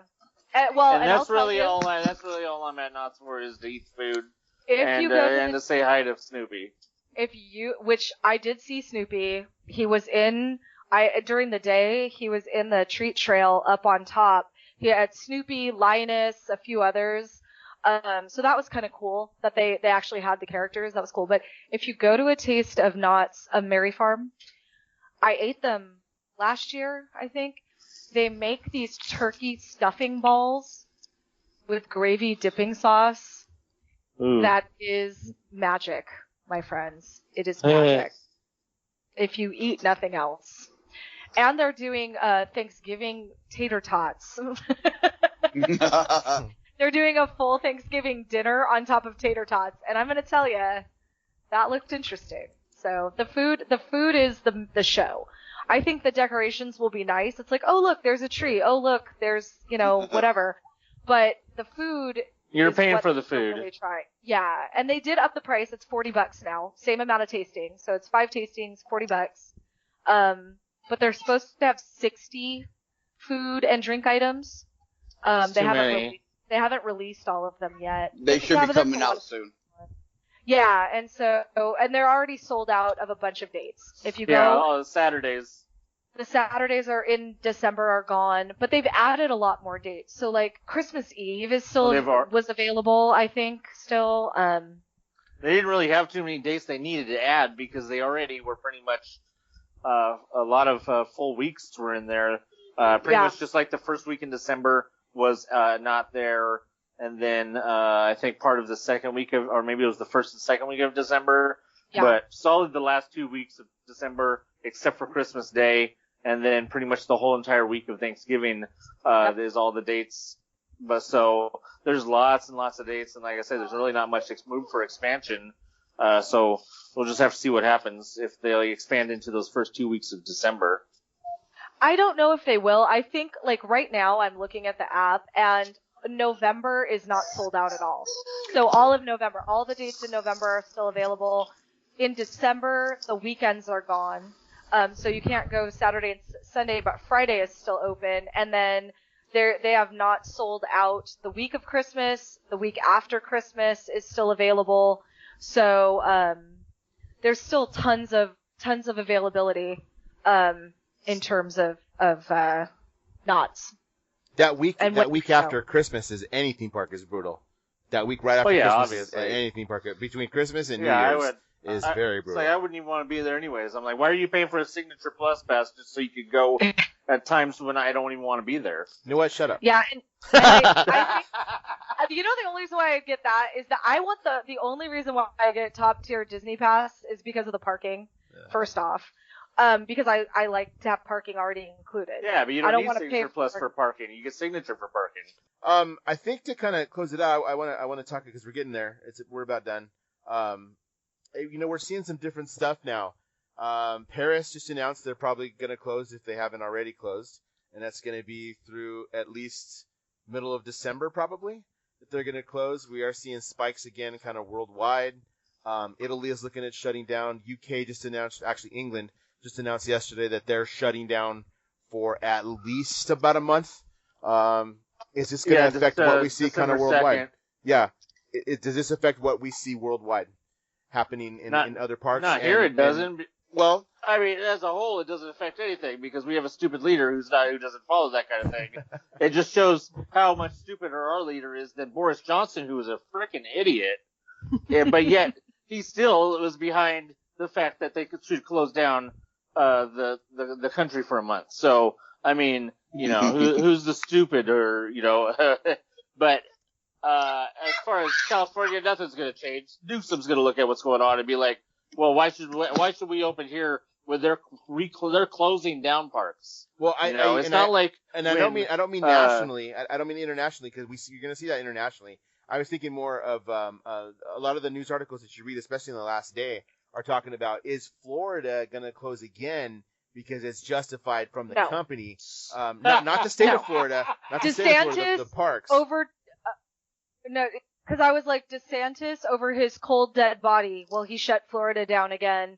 And I don't think the parks will either, because Disney feels they have this under control. Disney feels that they're doing okay.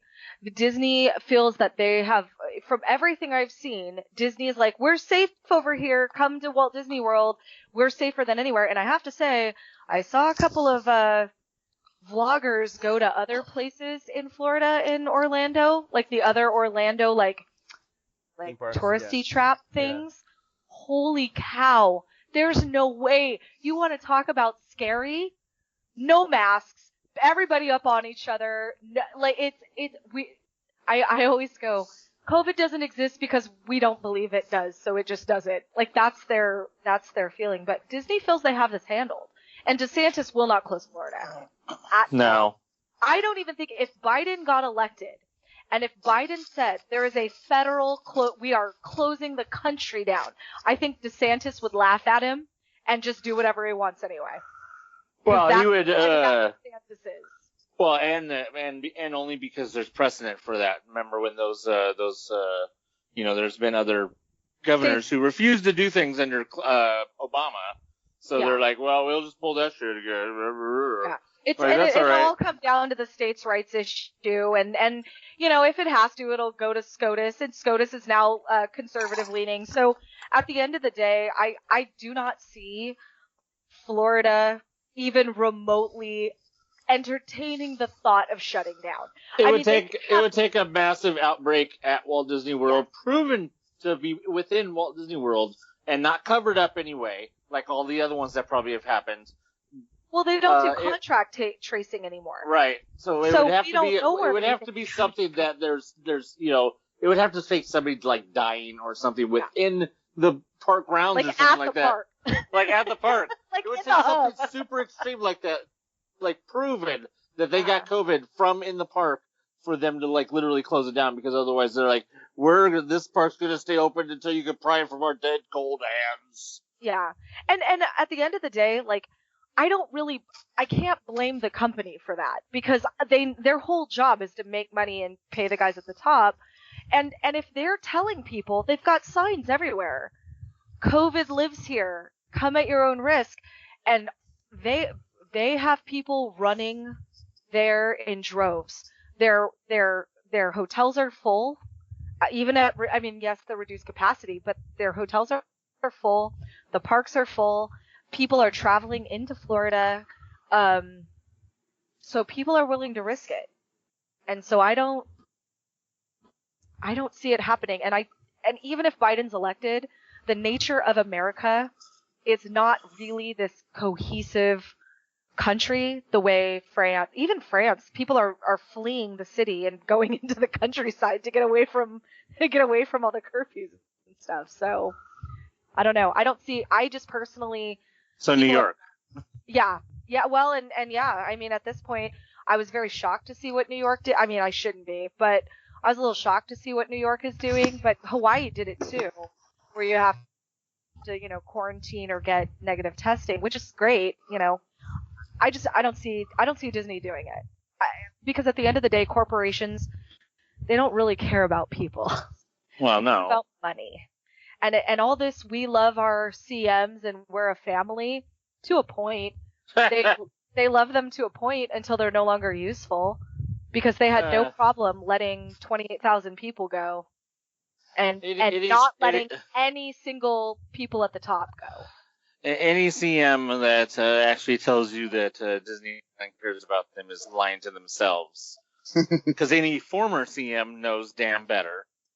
In fact, as a former CM of multiple theme parks, I could attest that none of them care about you. Universal could have given a shit about me. Disneyland could have given a shit about me, and Knott definitely couldn't have given a shit about me.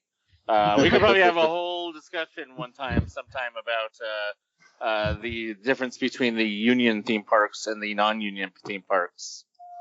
Because you know how I like to talk about that. Well, if 2020 has taught me anything about jobs, it's that no matter how much they tell me that I'm a valued employee, I am so replaceable. So I think that goes for anyone. Because I have thought about the fact that one of the reasons why Knott can get away with what it's doing is because it's non-union.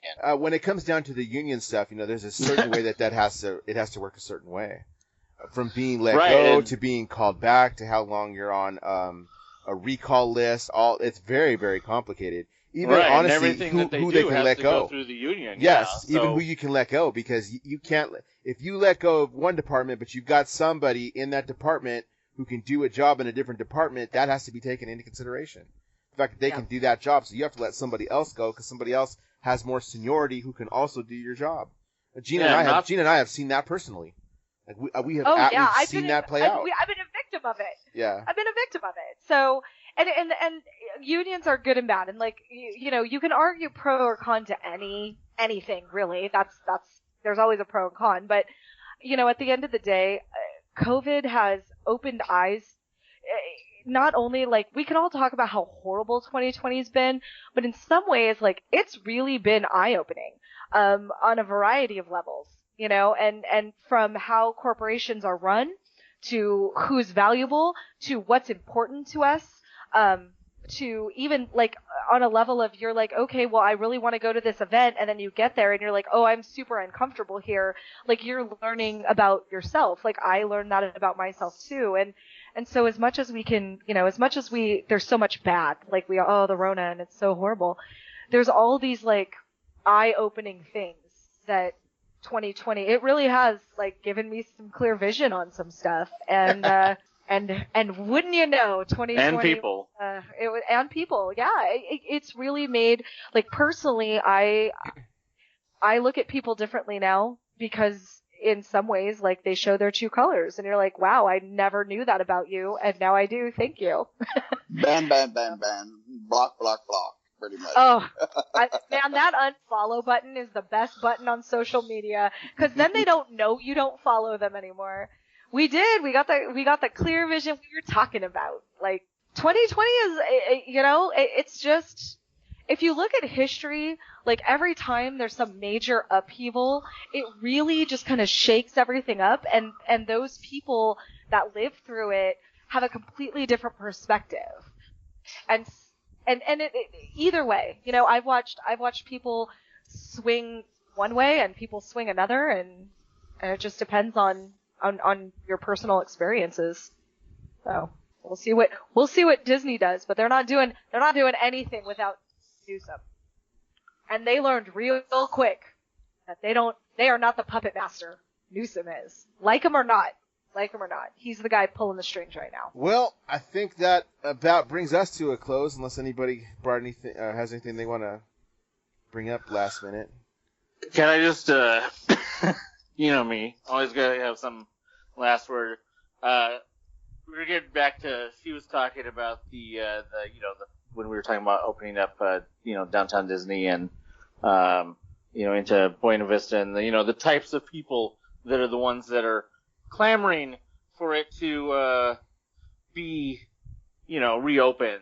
And I just want to make a correlation between that and the people who are crying because their precious Peanuts is not on network TV anymore because Apple just happened to be the ones who won the bid when ABC decided they didn't want to bid on to show Peanuts anymore. But it's a big conspiracy for Apple to take over all of their precious children's programming, and how it's taking away taking away Peanuts from. Oh no, I would have been on that way before you, without you, Dan. That don't take credit.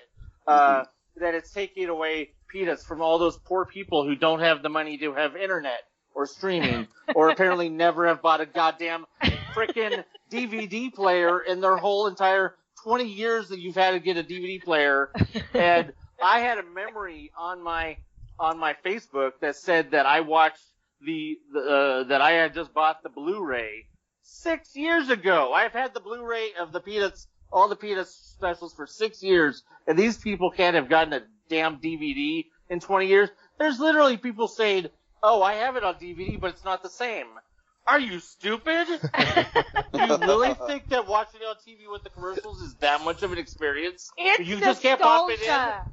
Oh, it's nostalgia. I must watch the commercial. And how many of those people do you think are the ones who are crying that there are families who don't have money to watch Peanuts because they can't get streaming, but yet they want Disneyland to open and charge people $110 to get in?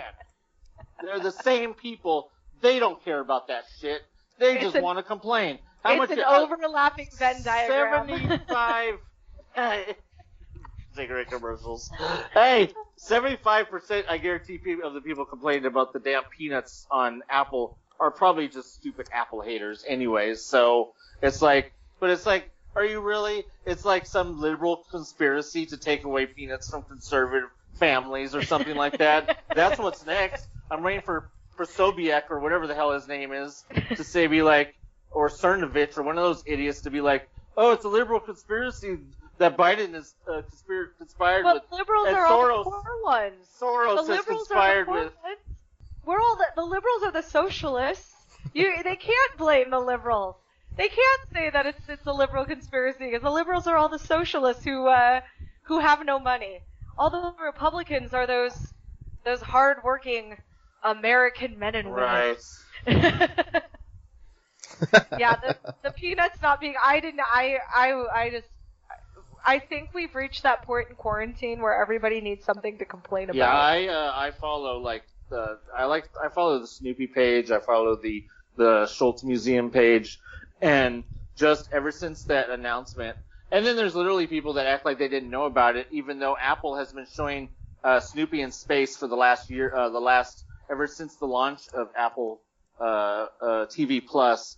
They have been showing a Snoopy, and that was announced at least a couple of years ago that Apple TV was making the Snoopy in space animation. So it's not like it's something that they didn't freaking know about. You know, I mean, what is it? Is this one of those Hitchhiker's Guide to the Galaxies things? You didn't know your planet was going to get blown up because you didn't read the announcement in the archives that it's been in Beetlejuice for the last 5 years. Well, it's your fault if you can't get there.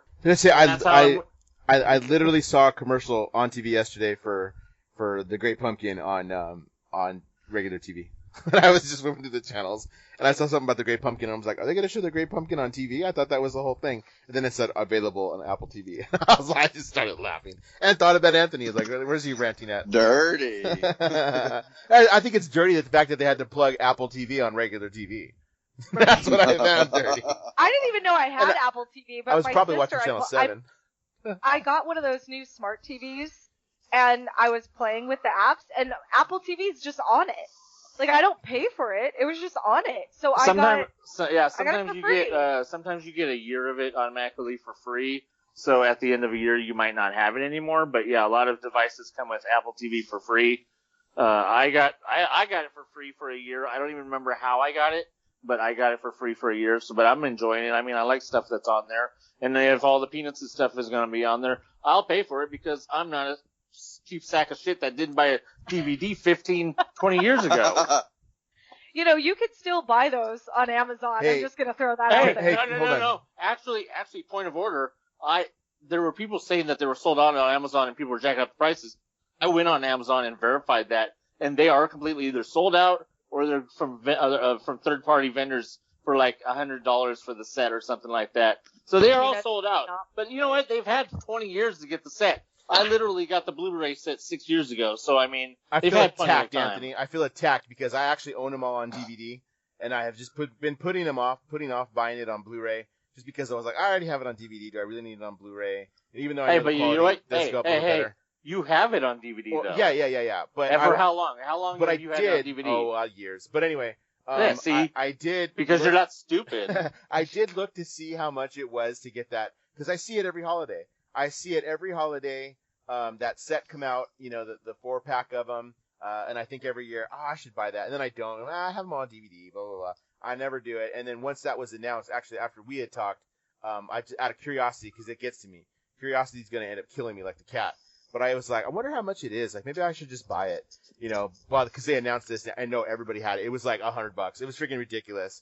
It was like, that set goes for like $15, like at Target on Black Friday. Like, I'm not paying $100 for that. There's no way I'm paying $100. Don't you know that according to Snoopy Facebook, that's a conspiracy between Apple and Amazon to drive up the prices because of it being on Apple TV. Well, I was looking it's at a the big Target conspiracy website too, so. Oh, well, they're conspiring with everybody, obviously, Dan. Come on. Giant corporation stuff. Come on. Yeah. Come on. Hey, let me tell you about some QAnon stuff now, shall Apple owns everything. Remember, Apple's gonna be buying Disney in 3 years, so. Hey. All right, Anthony did his bit. Hey, Michael, as soon as he stops yawning, go ahead and plug your stuff, bro. Michael's trying to say Michael wants some stuff. No. You're a big help to us. With a nightmare. No, it's all right.